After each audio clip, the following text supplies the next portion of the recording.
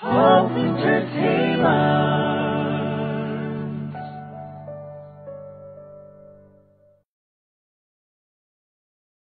Nagkipon mo din natin sa ganda pa nung mag-anak sa hope sa ganda ang Aman ang pagdablaw na adab ni Arti Oromo National Kapsun Welcome macam ulama kapsun umat Oromo Kapsun Oromo Faga tinagay ang madalot ka na kasi Oromon gadaan sa cabu-cabe Gafa gada isa debisan Capsa cap Gadaan Oromo ang mo Oromo sa kapsun ha umat at nga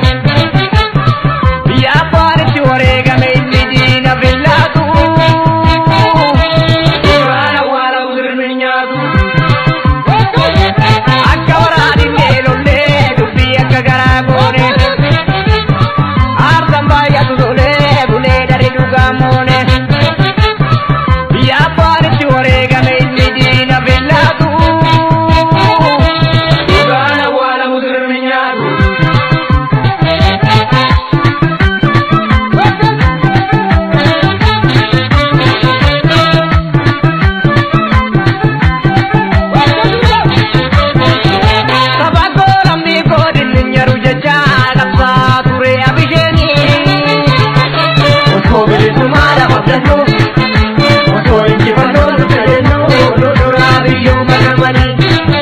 sabago lamne ko dinyaru jecha kapa ture elemoni oto bili sumara abdano oto inji bano teno lodora biyo magamani taka taka taka taka taka kanama takaru takaru kuni taka shenu taka takjilanu taka yakne